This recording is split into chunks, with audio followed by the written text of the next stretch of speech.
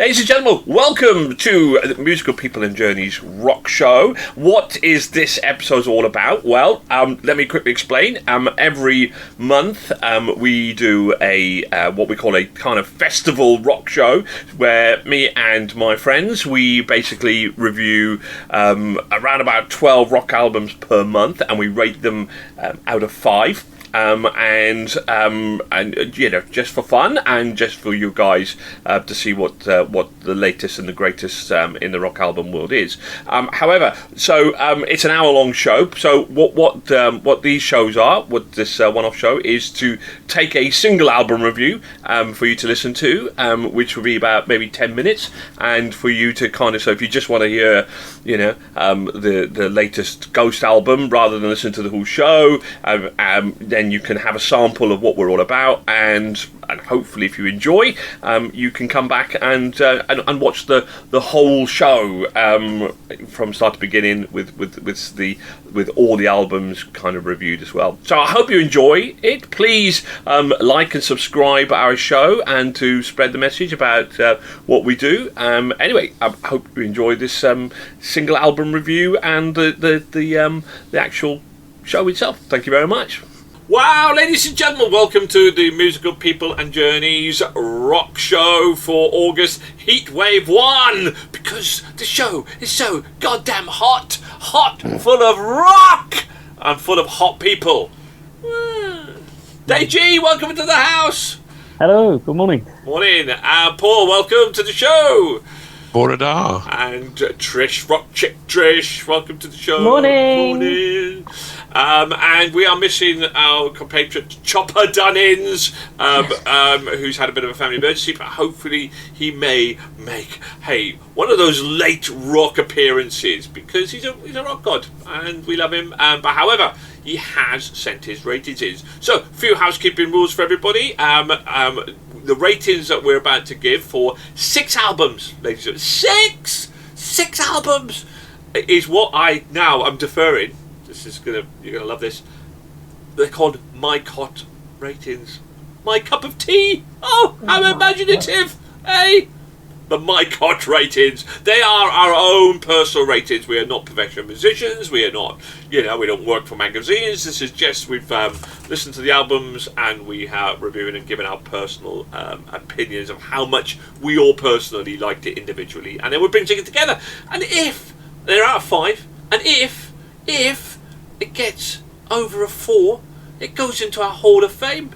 There's only about 7 or 8 artists, and sometimes you'll see them creep along, like, very slowly across the bottom of the screen. And we'll give our ratings, and there's going to be a little bit of a historic moment in this show, but I'm going to keep that quiet for the moment it comes. So, who and what's on our festival tonight? So we do it in the stage of a rock festival. 6 acts. We're going to open up with Cleanbreak, followed by Fellowship, followed by Altera, and then Album Wisdom, and then Parsons comes next, and then Shinedown with their new album Planet Zero, and then Imagine Dragons and their new album as well. Oh, I don't know what's going to be coming. Is it rock? Is it not rock? But we'll get to that when we get to that. So, first up then, we got Cleanbreak with their new album. I think it's Cleanbreak, isn't it?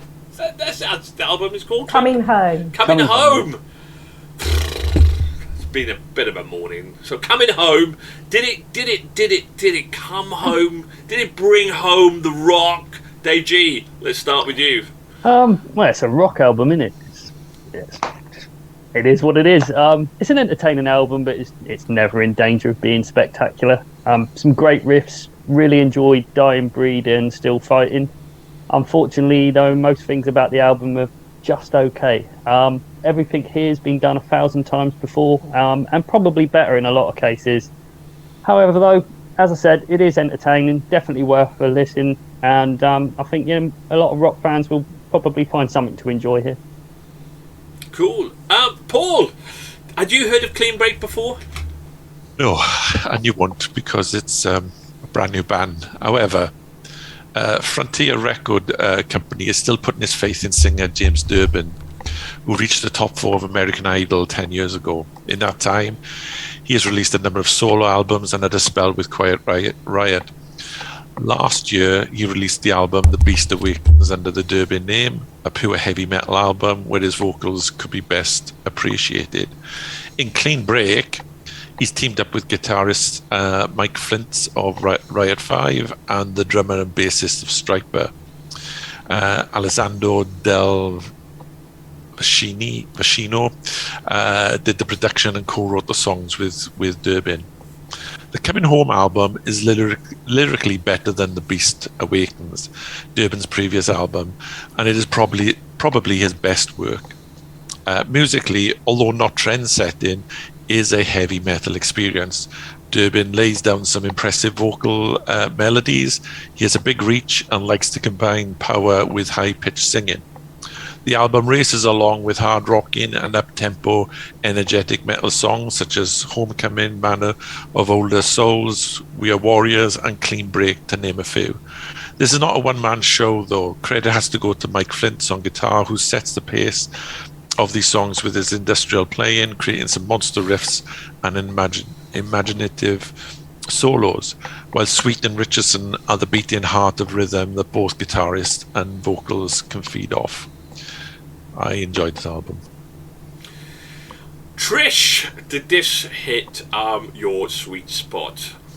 This was a rowdy, roaring, hard and heavy album, energetic and fast. Some songs border on power metal rock. It's large on riffs and punchy, and kicks ass from start to finish. A classic melodic heavy metal rock made current.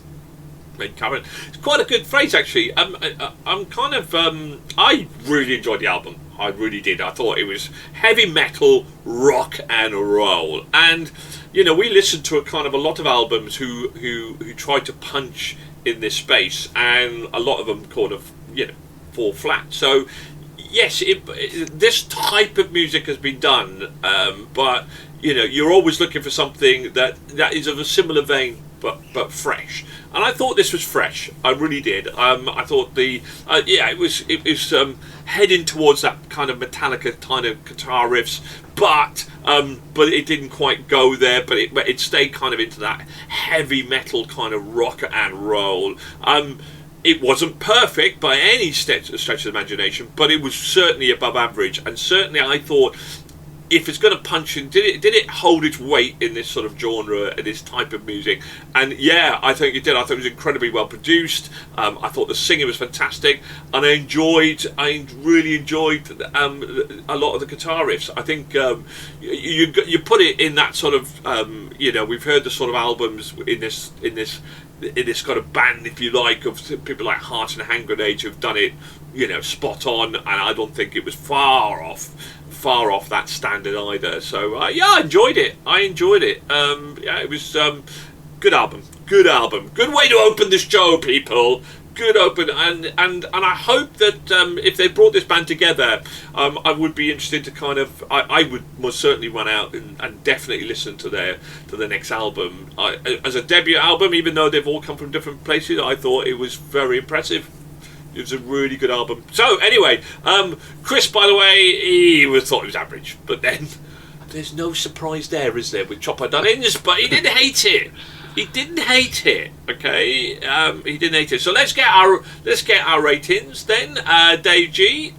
Yeah, 2.5 out of 5. 2.5 out of 5. And Paul. 4. 4. Ooh. I wonder what Trish is going to give. 4 out of 5. 4. Not a 5, Trish. Are you starting to surprise you this week? Are you holding back the golden ticket card? Aren't you? Right. Okay. Right. Wow. I'm also going to give it a 4 as well. So that's pretty not bad, is it? 12 plus the 5 from the Dunnins. Dave G in the house party, because they're very synergetic, aren't they, those two? It's 17. That's good. That's a very good rating. Certainly pops in our top 30. What did Chris give it? 2.5. Okay. Yeah, he gave that 2.5 as well. So, what a good way to open up the festival. But who Who, ladies and gentlemen, is next?